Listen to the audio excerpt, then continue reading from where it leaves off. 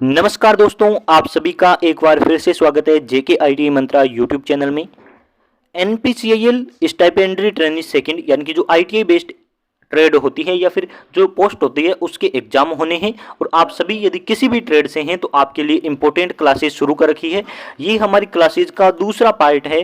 पहला पार्ट इससे पहले अपलोड हो चुका है, आप जाकर उसे भी देख लीजिए। सभी आईटीआई की ट्रेड के लिए इंपॉर्टेंट क्वेश्चन है। नॉन टेक यानी कि प्री एग्जाम के लिए हमारी क्लासेज शुरू है। चलिए शुरुआत करते हैं।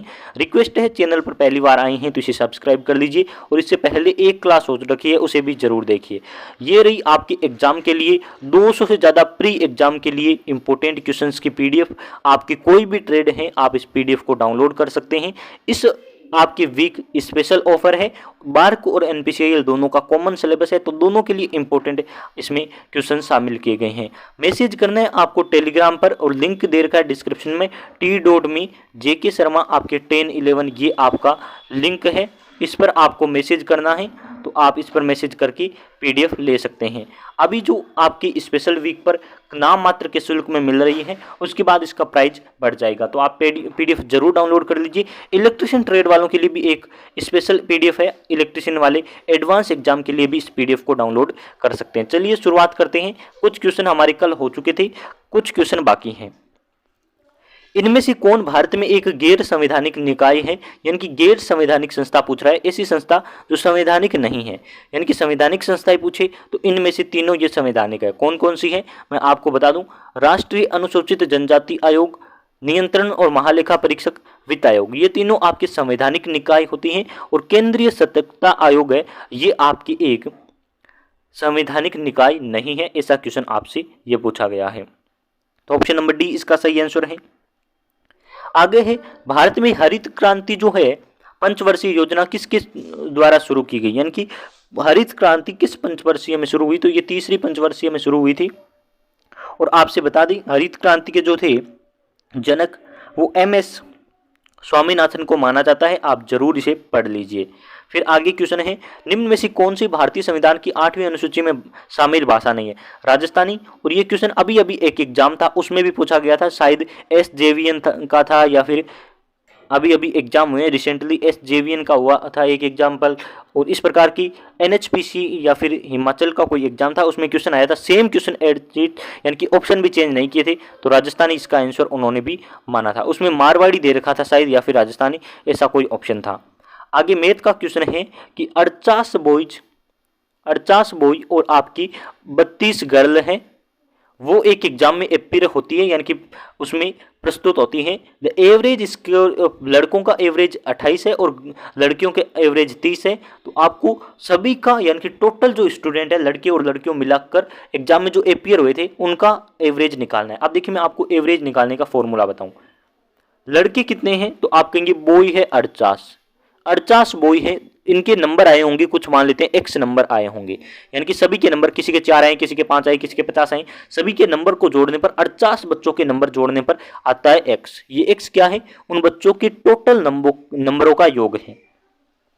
एवरेज निकालने के लिए संख्याओं का योग बट्टे संख्या करते हैं, यानी कि 48 बच्चों के कितने नंबर आए सभी को जोड़ दिया और उसमें 48 बच्चों का भाग दे दिया तो जो आएगा वो एवरेज आएगा। और एवरेज आया 28, ये रहा लिखा है 28 है बच्चों का एवरेज। अब देखिए यदि उसका योग निकालना है तो क्या करना है, 28 को 48 से गुणा करनी है, कर दीजिए। तो ये जो आपका आता है ये आता है आपके 1344 है ना। 1344 आप गुणा करके देख लीजिए, मल्टीप्लाई करने का टाइम आप सभी के पास होता होगा। अब देखिए इसमें आपने मल्टीप्लाई कर दी। अब क्या है, ये आ गई लड़कों का टोटल अंकों का जो है, यानी कि एक लड़के ने 50 नंबर बनाए हैं, एक ने 200 बनाए, एक ने 400 बनाए, एक ने 20 बनाए, ऐसे करके सभी के नंबर जोड़े ना तो वो नंबर आ रहे हैं 1344। चलिए इसी प्रकार से हम करेंगे लड़कियों में। लड़कियों का टोटल एवरेज का योग होगा वो होगा y, और y हम योग निकालने के लिए क्या करेंगे, लड़कियों की संख्या को लड़कियों के एवरेज से गुणा करेंगे।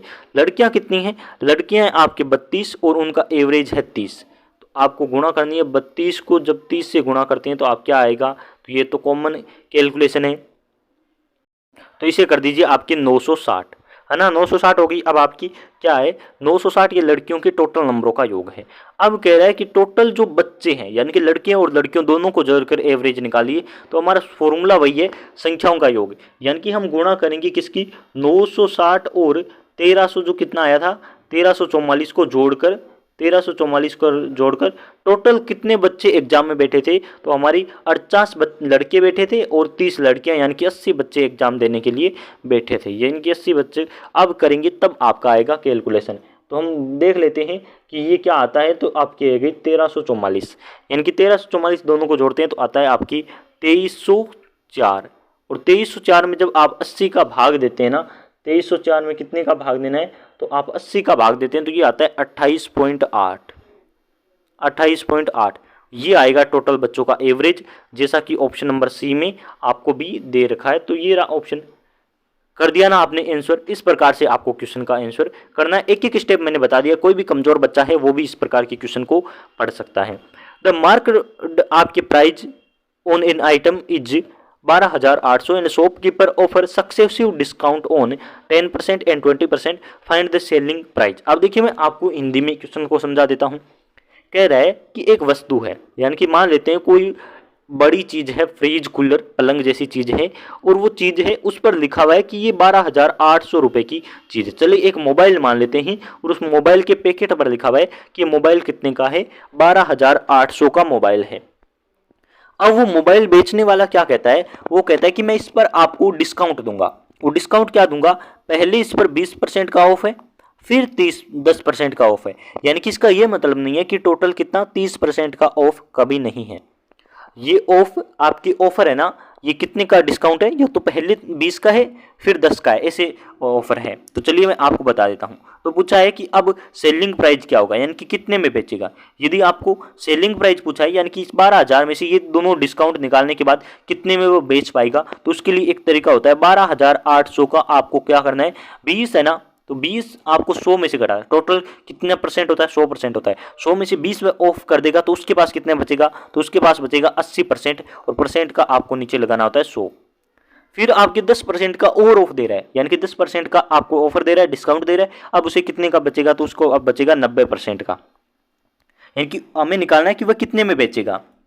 तो बेचेगा वो अपने डिस्काउंट को छोड़कर, जितने कोई चीज़ आपकी 100 रुपये की है तो उस पर वो 10 रुपये की चीज़ छूट कर रहा है, यानी कि कितने में बेच रहा है, 90 रुपये में। इसीलिए मैंने ऊपर 90/100 लिखे हैं, 80/20 लिखे हैं, 100 में से ये घटा के लिखे हैं। अब आप समझ गए होंगे, 2 जीरो से मैंने 2 जीरो कट कर दिए और 2 जीरो में से मैंने ये 2 जीरो कट कर दिए। अब आपको क्या करना है, आप देख सकते हैं, आप कहेंगे सर इसकी हमें करनी है मल्टीप्लाई। और मल्टीप्लाई आप क्या करेंगे, तो मल्टीप्लाई आपको करना है 128 को किससे मल्टीप्लाई करना है, 8 × 9, 8 इंटू आपको 9, तो आता है आपकी 9,216 ये रहा रुपये। तो ऑप्शन नंबर बी आपको कर देना है RS, इतने में ये बेचेगा। ये देखिए कितने स्टेप बाय स्टेप यदि क्वेश्चन को कर लेते हैं तो मैथ सबसे इजी सब्जेक्ट है। ये फॉर्मूला मांगती है, ये कॉन्सेप्ट मांगती है और कुछ नहीं है। आप PDF भी डाउनलोड कर लीजिए।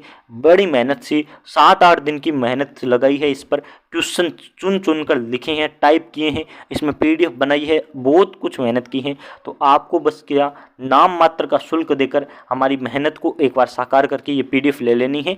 इलेक्ट्रिशियन वालों के लिए स्पेशल PDF है जो एडवांस एग्जाम में काम आएगी, और प्री एग्जाम के लिए सभी के लिए ट्रेड, कोई भी ट्रेड हो उसके लिए प्री एग्जाम के लिए भी PDF है। अब देखिए आगे आपके सामने क्वेश्चन है। नेक्स्ट क्वेश्चन आपके पास है कि छांदोग्य आपके उपनिषद और केना उपनिषद किस वेद से हैं, तो ये सामवेद से हैं। सामवेद को संगीत का जनक कहते हैं। ये क्वेश्चन कई बार आ चुका है। संगीत का जनक किस वेद को कहा जाता है, तो सामवेद कर लीजिए।